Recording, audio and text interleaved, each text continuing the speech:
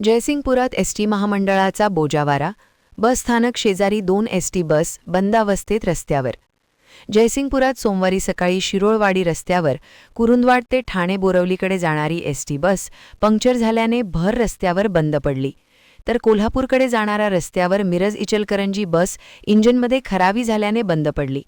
एकाच दिवशी बसस्थानक शेजारी 2 एसटी बस बंद पडल्याने बसस्थानक परिसर नेहमी वर्दळीचा असल्याने या ठिकाणी वाहतूक कोंडी निर्माण झाली।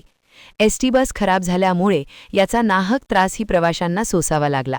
नुकताच 2 दिवसांपूर्वी जयसिंगपूर बसस्थानकाच्या शुभारंभ प्रसंगी परिवहन मंत्री प्रताप सरनाईक येऊन गेले। यावेळी त्यांनी एसटी महामंडळाच्या प्रगतीचा पाढा वाचला। मात्र सोमवारी सकाळीच कुरुंदवाड आगाराची ठाणे बोरवलीकडे जाणारी बस जयसिंगपूर बसस्थानकाच्या मागील बाजूस शिरोळवाडी रस्त्यावर येऊन पंक्चर झाली। सकाळची वेळ होती, यामुळे मोठ्या प्रमाणात वाहतुकीची कोंडी निर्माण झाली, तर ठाणे बोरवलीकडे जाणाऱ्या प्रवाशांना याचा नाहक त्रास सहन करावा लागला।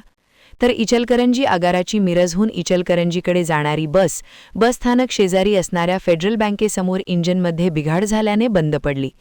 एकाच वेळी एकाच दिवशी 2 एसटी बस बंद पडल्याने बसस्थानक परिसरामध्ये एसटी महामंडळाच्या कारभाराची चर्चा क्रांती चौकात प्रवाशांमधून ऐकायला मिळत होती। महान कार्य न्यूजसाठी इजाज खान पठाण, जयसिंगपूर।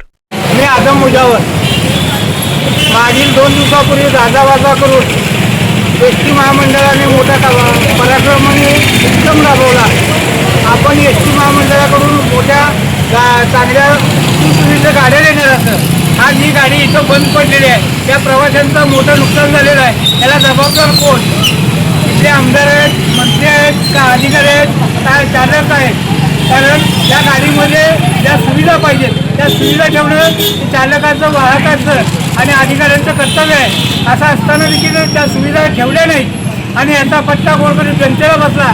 ज्या प्रवाशांनी या गाडीमध्ये प्रवास करायसाठी तिकीट काढून गाडीमध्ये बसलेले होते त्यांचे जे आर्थिक नुकसान झाले त्याला जबाबदार शासन आहे आणि शासनाने त्यांना नुकसान भरपाई द्यावी, अन्यथा आम्हाला भविष्यात त्या एसट्या बंद पाडाव्या लागतील आणि आमदारांना, खासदारांना, मंत्र्यांना याला जाब विचारावा लागेल एवढं सांगतो।